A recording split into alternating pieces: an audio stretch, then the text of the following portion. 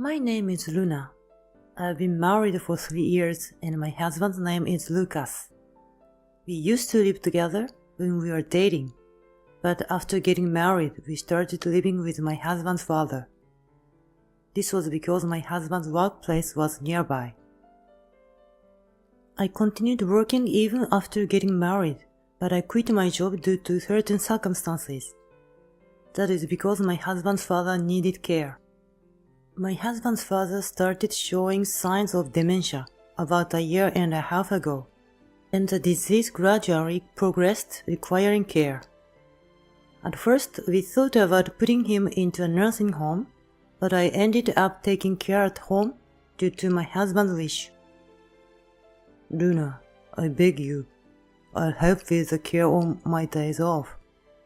I don't want to put my dad into a nursing home. I understand, but I've only been here for 2 years, and I don't think your father wants me to take care of him that much, so please support me as much as possible. I had never seen my husband plead like this, so I believed he would help me with the care. But when I actually started nursing, I noticed things that I didn't even imagine. Problems such as steps, toilet, and bath at home. My father-in-law could still walk, so he was walking around the house, but he would stumble on steps and fall in the toilet because he couldn't support himself. Because of this, I discussed with my husband and decided to remodel the house. We would still be in debt, but we thought the safety of my father-in-law was more important than money. For the first month after the renovation, my husband took the lead in nursing. However, as time passed, my husband stopped taking care of his father, citing his work as a reason. And by the time a year had passed since we started his care, my husband stopped helping at all and even started going out on his day off. My father-in-law's condition kept getting worse, and I needed to help him with toileting and bathing. Finally, it was too difficult for me to continue nursing alone, and I decided to discuss it with my husband. You said you would help, didn't you? When was the last time you helped? How many months ago? He is certified as needing care, and I can't handle all by myself anymore. I'm not experienced. Realistically, I think it would be better to consider admission to a nursing home rather than home care. That's cruel. We decided to provide home care, and we should take care of him until the end. Then at the very least, I think we should ask professional caregivers. Your father needs assistance and is certified for it. We should be able to ask for help. I'm not physically strong enough, and I would like to leave certain tasks such as bathing to the professionals. In response to my suggestion, my husband didn't agree and went out before the conversation was over. Recently, I've noticed that he seems to be worried about money. However, it was difficult for me to continue caregiving alone, so without my husband's consent, I started to process for home care services. His father was certified as requiring care level 3, so it was arranged for a caregiver to come about 5 times a week for about an hour a day. A plan was also created within the scope of long-term care insurance, so I wasn't worried about the cost. However, a problem occurred on the first day of home care services. Nice to meet you, my name is Mira, a caregiver. I look forward to working with you from now on. Nice to meet you too. I'm looking forward to working with you. While the caregiver talked to my father-in-law, she taught me about the methods of nursing care. I learned a lot from her and felt good about the decision to hire her. However, my husband, who had been out, came home and... Luna, I didn't give permission for home care services. What is this all about? He vented his anger on me. But I've already told you that I'm at my limit with caregiving on my own. I didn't give any permission. Excuse me, Miss Caregiver. Please go home today. Even it was still within the time for home care services, he didn't listen to my attempt to stop him and sent the caregiver away. Why did you proceed with home care services without my permission? I'm the one who makes a decision here. You are an awful wife, not listening to what I say. As for caregiving, you can do it by all yourself. Don't waste money. We also have the loan for the renovation to pay back. Why won't you understand what I'm saying? I've told you multiple times that it's impossible for me to do it all by myself, Lucas. You've stopped helping with the caregiving, right? This isn't keeping your promise. Besides, the renovation was necessary. If your father falls and gets injured, caregiving will become even more difficult. You might not understand because you are not doing any.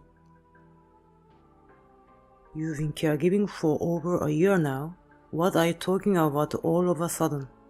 Plus, you are not working, so it's natural for you to take care of it, right? Who do you think is paying back the loan for the renovation? No matter how much I talked, my husband didn't understand. He actually believes that it's only natural for me to do everything by myself. After that incident, I only received home care when my husband was at work. Being able to talk to the caregiver, not only about care but also about the problems with my husband, and giving advice was a great help. After several months of this situation, one day, my husband suddenly offered to provide care himself. You haven't been out properly for over a year now. Go get your hair cut, go shopping, or something. I'll take care of him all day today. I gratefully accepted my husband's offer. I got a haircut for the first time in a long time, and then spent time sipping tea at a cafe I used to like. After spending about 4 hours alone, I felt uneasy, leaving the care to my inexperienced husband, so I decided to go home early. When I returned home, it was too quiet. My father-in-law was sleeping peacefully in his room. Thinking that my husband must be asleep from exhaustion too, I went to the bedroom, but he was not there. As I searched the house, I found an envelope placed on the dining table. When I opened the envelope, it contained a filled-out divorce paper and a letter. The content of the letter was, "Let's divorce, even after the divorce. Luna, please take care of my dad. I'm going on a trip for a week, so please submit the divorce paper when I'm on my way." That's what it said. I realized that his unusual offer to care was to kick me out so he could prepare for his trip. The fact that my husband had prepared the divorce papers in advance was honestly a surprise. Moreover, he wanted to impose the care of his father on me even after the divorce. I had no idea what my husband was thinking. I couldn't understand it at all, so I called my husband. "Lucas, I saw what was in the letter. There was also a divorce paper. What are you thinking? A trip abroad with who?" "I'm waiting to board a plane now. I'm busy, not like you, Luna. It doesn't matter who I travel with anymore. We are getting divorced. Please make sure to submit the divorce paper by the time I return from my trip. That's it." My husband one-sidedly ended the conversation and hung up. Just before the call was cut off, I heard a woman's voice calling my husband's name on the other end. It seemed my husband was with a woman he was going on an overseas trip with. We had only been married for 3 years, and I thought that my husband was having an affair. As I pondered about how he might have been fooling around with another woman while my mind was consumed by caregiving, tears of regret welled up in my eyes. "Luna?" Upon hearing my father-in-law's voice calling out to me as I wept, Recently, he had been struggling to remember my name, but today, for the first time in a long while, he called it out. I had been worried whether my husband had really taken care of him while I was away, so I went to see him immediately. "Father, are you okay? Was everything okay while I was out?" "Ah, Luna. Is the caregiver coming today?" Today, my father-in-law seemed quite fine and capable of having a coherent conversation. "Can dementia actually get better?" "She's not coming today. She'll be here tomorrow morning." "I see. Then could you bring me some paper and a pen?" My father-in-law, who was virtually unable to write anymore, was unusually fine today and seemed different from usual. I had heard that writing could help alleviate or prevent the symptom of dementia, so I decided to let him do what he enjoyed. I handed him some paper and a pen, and he began to write something. However, I couldn't see what he was writing. When he finished writing, he put the paper in an envelope and handed it to me. "Give this to the caregiver when she comes tomorrow." After telling me this, my father-in-law went back to sleep. Was this some sort of dementia training exercise with Mila? Although I was curious about the contents of the letter, I decided not to see. A few hours later, when my father-in-law woke up, he seemed to have completely forgotten about what had happened earlier, and he couldn't even remember my name. I wondered what on earth had happened. That night, after my father-in-law had gone to sleep, I found myself deep in thought as I went through the letter and divorce papers from my husband again. Looking back on my husband's behavior, I realized there may have been several suspicious actions. As I had only talked about caregiving with him, I hadn't paid attention to what was happening with him personally, and I had missed even the smallest signs. If my husband was indeed cheating, part of me wanted to get a divorce as soon as possible and leave, but I couldn't do that considering my father-in-law. Plus, I had been unable to work while taking care of him, so I was worried about not having enough money to live on my own if I got divorced. As the morning dawned, I still hadn't come to a conclusion. Mila came by in the morning. After briefly greeting her, I handed her the letter I had received from my father-in-law yesterday. Upon reading the letter, Mila, the caregiver, approached me with a troubled look. "As a caregiver, I'm here to help, but I also consider you as a friend, Luna.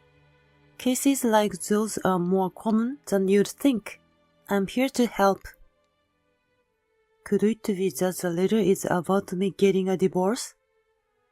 "Yes, it seems that Mr. Henry noticed something was off about you and informed me. He wrote in the letter asking me to help in his stead." "There's more written in the letter, but I'll explain that later. Since we have limited time before your husband comes home, let's take immediate action." Saying so, Mila called another caregiver and asked them to take over Mr. Henry's care. "All right, let's go." I followed Mila, and we ended up at a law firm. "Mila, why are we here?" "You'll understand once we are inside." Even though I didn't understand, I decided to follow Mila. "Thank you for coming today. I'd like to discuss a request I received from Mr. Henry, primarily regarding the matter of gifting property during one's lifetime to you, Luna." The lawyer handed me a document as he said yes. It was a notarized document. Mr. Henry had requested the lawyer to prepare this document via Mia. It stated that Mr. Henry would gift me $36,000 and his apartment during his lifetime.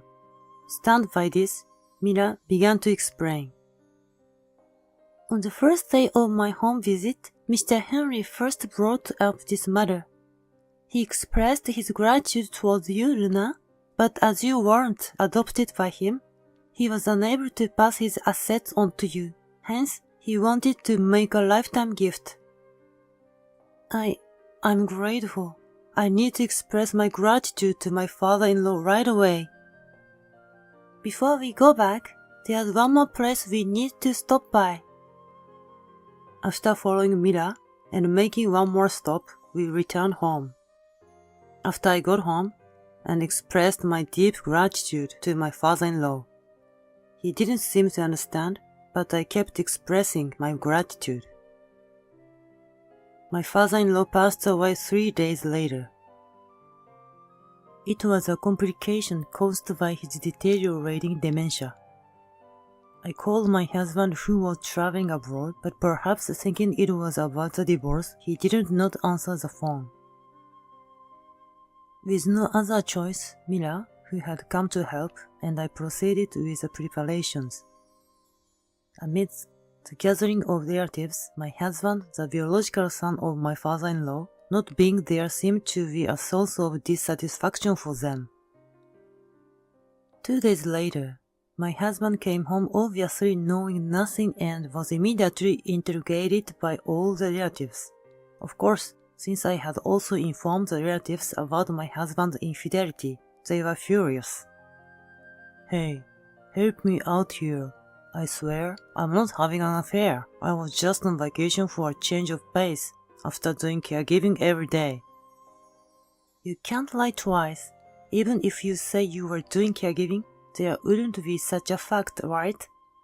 I know a fact that you went on that vacation with your mistress.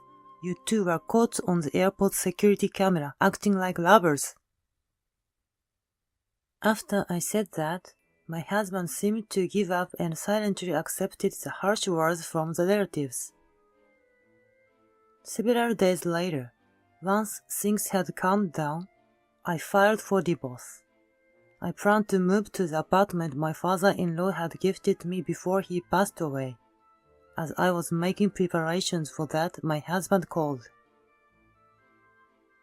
Luna, where are you? The beneficiary of that life insurance isn't me, it's you.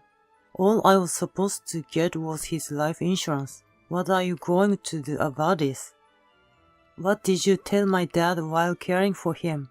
You and that female home helper seemed close. You two should have been planned this together.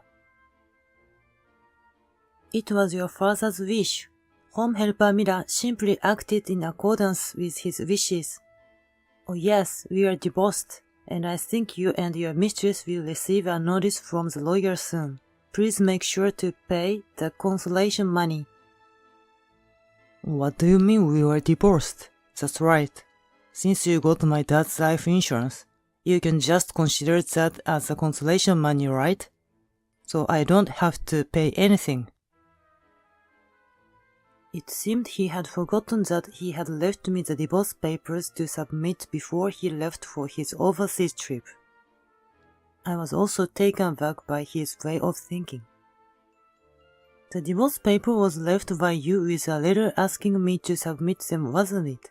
Also, the life insurance is a precious thing I inherited from your father, not something I got from you. You should bear the cost of the consolation money. At my words, my husband was speechless and remained silent. Realizing that we weren't getting anywhere, I decided to hang up. Even after that, he called several times, but following Mila's advice, I changed my phone number. I still see Mila occasionally, even after my father-in-law passed away. She did more for my father-in-law and me than my real family, my husband. I am truly grateful to Mila. After a while, it seemed that the notice had reached my husband and his mistress, and I received a call from the mistress's lawyer. I went on a trip because I heard from Lucas that you were divorced. Even though I was unaware of the circumstances, I sincerely apologize for going on a trip when Lucas' father was having a hard time. I've already paid the compensation. I don't plan to meet Lucas anymore. That was how it was. I was expecting a refusal to pay the compensation, so I was surprised.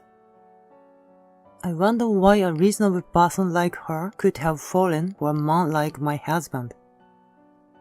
Meanwhile, my husband ended up having to pay the compensation in installments. It seems Alia was quite wealthy and my husband, trying to keep up with her, spent nearly all his savings. Plus, I heard he even paid for the trip in a show-offy manner. Whether or not he exhausts his savings doesn't concern me. I intend to have him pay the full compensation even if it takes time. Since the family home was in my father-in-law's name, he won't have problems finding a place to stay. However, as there are remaining payments for the health innovation loan for elder care, it will likely be quite a burden in combination with the compensation each month. Even if it's deducted from my husband's salary, I don't think he'll have much money left to spend. It's known by all our relatives, so he can't ask for help either. I hope he reflects on his actions. I've moved to the apartment that my father-in-law gave me as a lifetime gift, and I'm living a comfortable life. I'm using the money I inherited from my father-in-law to study for a caregiving certificate. Mira is also helping me. Not only do I want to be a caregiver, but I also want to become a caregiver like Mira, who can support families.